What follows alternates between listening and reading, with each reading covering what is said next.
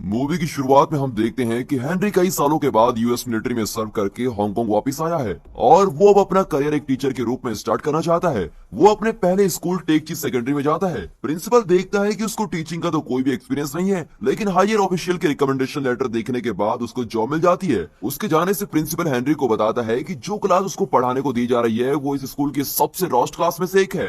अब सुबह उसकी क्लास में पहला दिन होता है।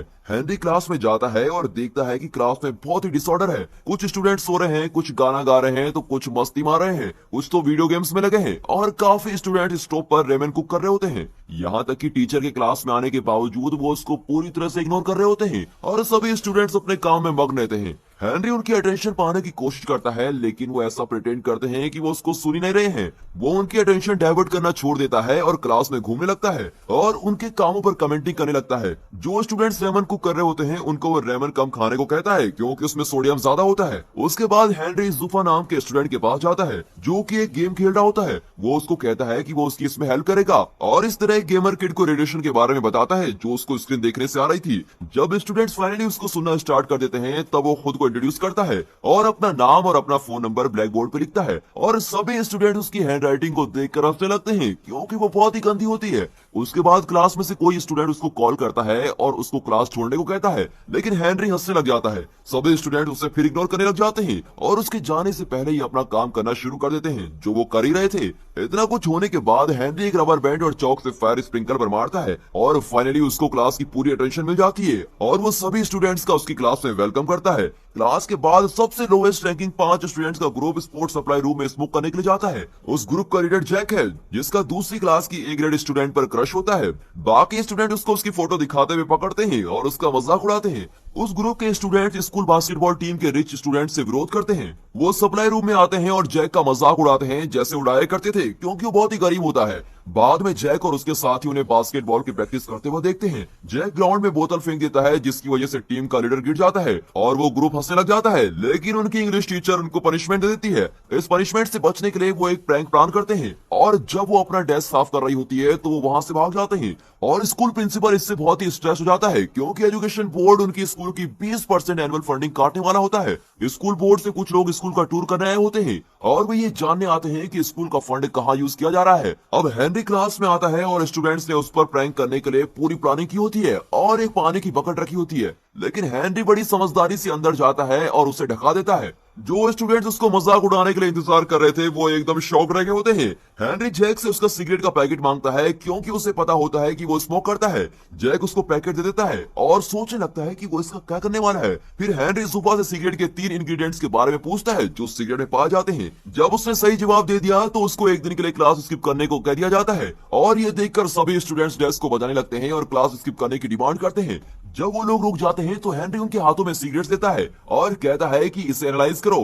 हेनरी जानता है कि अगर वो उनको डायरेक्टली बता देगा कि सिगरेट के इफेक्ट्स हेल्थ पर क्या होते हैं तो वो इसको सीरियस नहीं लेंगे, इसलिए उसने स्टूडेंट से पूछा कि सिगरेट पीने से क्या होता है और उन्हें एक्सप्लेन करता है कि तार कैसे उनके लंग्स में फॉर्म हो जाते हैं। पहली बार स्टूडेंट्स ने टीचर को अटेंशन दी होती है और पढ़ने में अपना इंटरेस्ट दिखाया होता है। अब बेल रिंग होने के बाद वो सभी स्टूडेंट्स को सिगरेट वापस करने को कहता है और स्टूडेंट्स उसे ना चाहते हुए भी वो वापस कर देते हैं। उसी दिन कैफेटेरिया में बास्केटबॉल का कैप्टन जैक एक फ्रेंड ब्रूस को उसके पैरों पर गिरा देता है, जिसकी वजह से ग्रुप में बहस होना स्टार्ट हो जाती है और बाद में ये फाइट में बदल जाती है। वो एक दूसरे पर कूद रहे होते हैं और एक दूसरे पर टेबल फेंकते हैं और उस जगह को पूरी तरह से खराब कर देते हैं। बाद में हेनरी को बताया जाता है कि लड़ाई शुरू करने की वजह से उसकी क्लास के 5 स्टूडेंट्स को टेम्पररी सस्पेंड कर दिया गया है। हेनरी देखता है कि जैक अपने अपोनेंट के साथ हॉल के रास्ते में लड़ रहा है।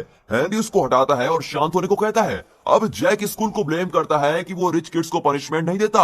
उस दिन स्कूल खत्म होने के बाद हेनरी इन 5 स्टूडेंट्स की फाइल चेक करता है ताकि वो उनके बारे में ज्यादा जान सके। पहला बच्चा जुफा है जो पाकिस्तान इमिग्रेंट का बेटा है, जिसकी वजह से उसके साथ भेदभाव किया जाता है। उस पर कई बार उसके पड़ोस से पुलिस ने चोरी करने का इल्जाम भी लगाया है और उसका सिर्फ एक ही सपना है कि वो म्यूजिशियन बना रहे। सेकंड स्टूडेंट डेनन है जो अपनी बर्थ से अपने पापा से नाराज ही रही है क्योंकि उसके पापा को एक लड़का चाहिए था। उसने पूरी जिंदगी अपने पापा से रिस्पेक्ट लेने में ही निकाल दी। उसने अपने बाल भी छोटे करवा लिए थे और कार से खेलना भी शुरू कर दिया था और लड़के की तरह जीना भी शुरू कर दिया था। फिर भी उसके पापा उसकी केयर नहीं करते थे और उसके छोटे भाई को प्रिंस की तरह ट्रीट करते थे। और उसके बाद 2 भाई होते हैं, ब्रूस और क्रिस, जिनकी मां उनको बचपन में ही किसी और के साथ भाग गई थी। इसकी वजह से उसके पापा ने शराब पीनी शुरू कर दी और उन दोनों भाइयों को एक दूसरे का सहारा था।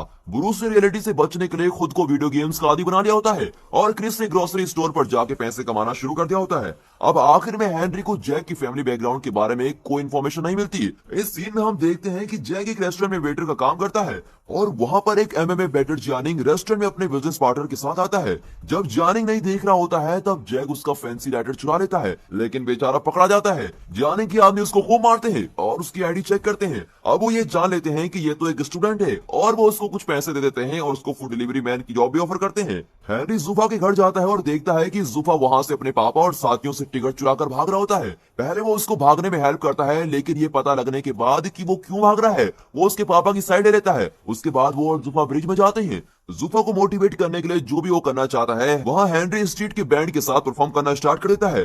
थोड़ी देर बाद जुफा भी उसको ज्वाइन कर लेता है और पहली बार स्कूल में बुलिड होने के बाद लोगों के सामने गाता है। ब्रूस और क्रिस के पापा घर लेट आते हैं और उनको स्टोर से बियर लाने को बोलते हैं। जब वो मना कर देते हैं तो उन पर वो चिल्लाता है और उनको घर से बाहर जाने को बोलता है। और अगले दिन हेनरी उनके पापा से मिलता है और उन्हें उनके बच्चों के लिए रिहैब जाने को कहता है। डेनन के पापा उसके लिए मेकअप बैग लेकर आते हैं और उससे कहते हैं कि लड़कियों की तरह रिएक्ट करो, लेकिन डेनन उस पर हमेशा की तरह बहुत ही गुस्सा हो जाती है क्योंकि उसको हमेशा ऐसा फील करवाया जाता है कि वो अच्छी नहीं है। वो सारा मेकअप अपने छोटे भाई को लगा लेती है और वहां से कार की कीज लेकर भाग जाती है। वो ड्राइव करने ही वाली होती है कि हेनरी उसको रोक लेता है और कहता है कि लाइसेंस के बिना ड्राइव करना बिल्कुल इलीगल है और उसका कोई अल्टरनेटिव देता है। इसके चलते ही वो गो कार्ट रेस में हिस्सा ले लेती है और हेनरी उसके पापा को भी इनवाइट करता है और उसको रेस में जाने को कहता है। वो दोनों रेस के दौरान एक दूसरे को कोई दया नहीं दिखाते और एंड में दोनों ट्रैक के बाहर आ जाते हैं। वैसे ही डेनन की गो कार्ट को एक व्हीकल हिट कर देती है, लेकिन वो अंदर से बच जाती है। इस बात से अनजान कि उसकी बेटी बच गई है, उसके पापा उसके मरने का शौक मनाते हैं। डेनन के पापा रियलाइज करते हैं कि वो उसको प्यार करते हैं और उसको गले भी लगा लेते हैं। अगले दिन स्कूल में ब्रूस और क्रिस एक ग्रुप के साथ रिहेबिलिटेशन सेंटर में एक रिकवरी अल्कोहलिक का इंटरव्यू लेने जाते हैं। वो सरप्राइज हो जाता है क्योंकि जिसका वो इंटरव्यू लेने आया है वो उसके पापा है।